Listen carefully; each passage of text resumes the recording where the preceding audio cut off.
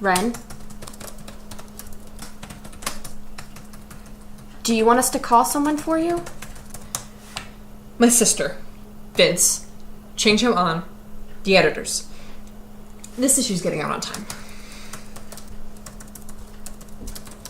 The online edition is live. Congrats, Wrenn. Speaking of me, we have a little blog date, right? Will you give her 2 seconds? Just wondering, Dolph Lundgren.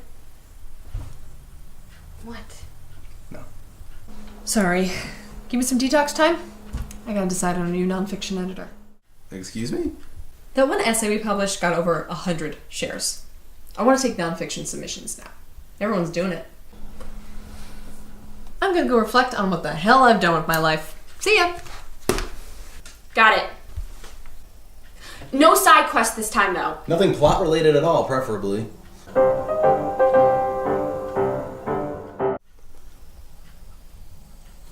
You better not be plagiarizing anything. Oh, I'd never steal your cool catchphrase construction. You don't even know how to do it. Explain it to me in a way that doesn't make you sound like an 8-year-old. I don't have to do that. Unsubscribe.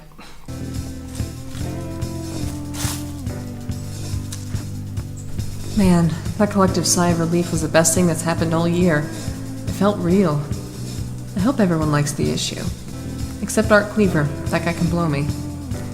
I want to relax and take this all in. Now that I think about it, I haven't hugged anyone since 2009. Well, can't sit here all day. I'm thinking of baking some Virginia Woolf-themed cookies. What do you think they should be shaped like? Stop trying to be part of the group. What's the big deal with Wrenn hiring someone anyway? Any good journal worth a damn publishes essays. Because Wren's choice is between 2 really good writers that we did our MFAs with. She dated both of them. They're both terrible for her. What are you guys talking about? Cookies. An unwritten novel. What? That's what the cookie should be shaped like. Little tiny books with blank pages. I get it, Punter. Wrenn is your umbilical cord to a mother that is also Wrenn. You've been through it all together. You're not gonna lose her just because Three Masters is popular now. You don't know Wrenn. But I know that you know that she's not that kind of person. Thanks. Alright, my turn. Cookies based on Rumi. What shape? I actually wasn't trying to make a social game out of that. I was trying to be like a whetstone. Ooh, sword metaphor. Too soon. Technically it was a simile, but I respect that. Colleen, I remember when you won the McAllister Prize. I skipped my morning class. Look at you now. I wonder what you think of Three Master. Achieving all your dreams after you busted out of this town. I'm sure I don't fit into your plan anywhere. Dangling modifier. Damn it. Oh well. I should be getting back. Any orders? Aren't we supposed to be asking you that? I thought you didn't want to plot. Relax. Oh, also, I found us a new nonfiction editor. Are you sure you don't want to advertise the position? Takes too long, and besides, I want to get through these new submissions ASAP. I promise you, by this time tomorrow morning, our new nonfiction editor will be sitting on that couch. I'm gonna put out an ad for my superior handywoman skills. That makes me swell with sisterly pride, but it sounds like a plot to me. Has the potential to create plot points, but it's something I've been thinking a lot about lately. You should try and be more introspective, Wrenn. Specifically when we do your interview, which should be happening approximately now, so I can get back to Stater before they give my room to Boone Hagenbeck or someone. You got it. I just need to get changed. Hey, I wanted to show you the draft of my ad. If you're heading down to the office, can you grab my flash drive? Really, Sydney? I'm not introspective enough. Get a load of this stream of consciousness. I'm the stream queen. And when Colleen gets here, we're gonna spray that stream all over the literary world's face. Wait, what the hell did I come in here for?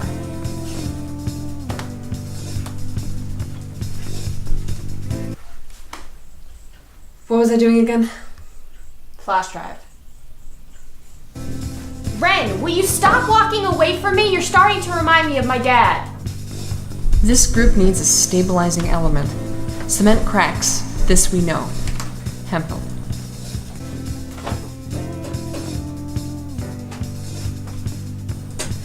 Gotcha. All right. Let's get back to Sydney. Oh my god, oh my god. Ah! Oh yeah! Nerd. Ready? I don't know where to start. How about we start with, how does it feel to have 5 issues in the bag? Weird. You want to elaborate on that? What does it mean? Has a lower or mid-tier journal ever done anything more than advocate false hope and muddy the waters?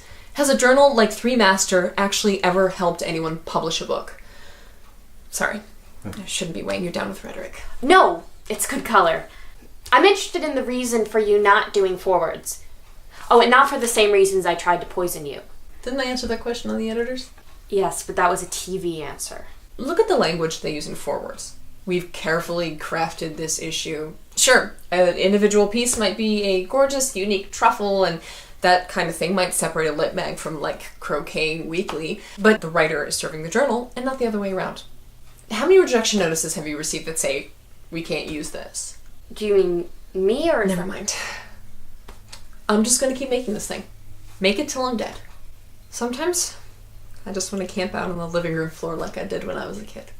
So why don't you do it? And while you're doing it, think about the hills you've climbed. Sometimes I feel like I'm making the journal because I don't believe enough in my own work. But I still want to do something. You are doing something. But eventually I'm going to have to turn 50, right? How much of my life have I spent sitting around a table making jokes while I wait for these non-existent moments that I've picture framed in my head? You know, a poet once said, wasted time has to be wasted. As in, you can't use it for anything else. Maybe you just have to waste more time than others.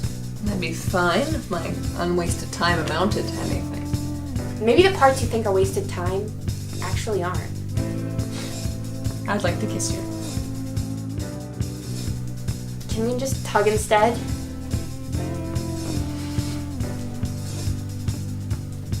It wasn't so bad having you here. I'm sorry I said you remind me of my dad. I was just trying to sound cool.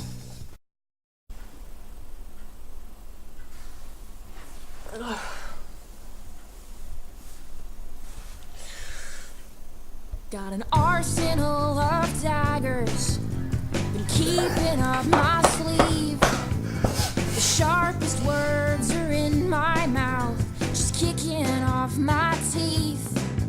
And all good things end badly, if they ever end at all.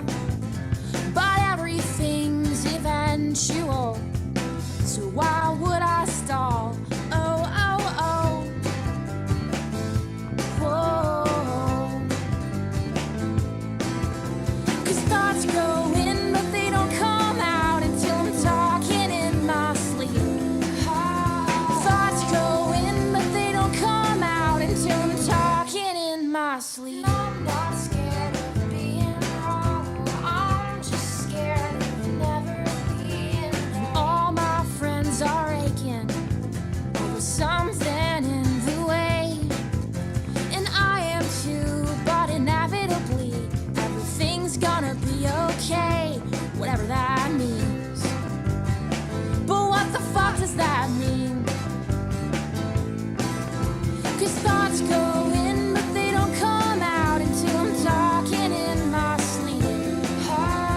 Thoughts go in, but they don't come out until I'm talking in my sleep. I'm not scared of being wrong, I'm just scared of Didn't expect never that. being. Does this mean she's going to be in every episode next season, sitting around the table with everybody else? Oh, not sure that's something I can get used to. I'm still not over the whole poisoned cup mess. I mean, she totally tricked Wrenn, right? Like, I'm not the only one who thinks that, right? Why wasn't that resolved? I mean, the season could have literally ended with Wrenn and Emerson hooking up. That's how much danger Wrenn is putting herself in here. Would you trust someone like that? Not bloody likely. Speaking of Wrenn, how about just stabbing her sister? Just, like, straight up stabbing her in the face. Like, I would be down.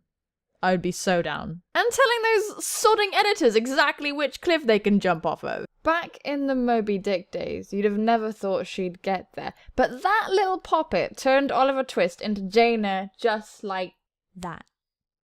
And what about Punter and Sydney?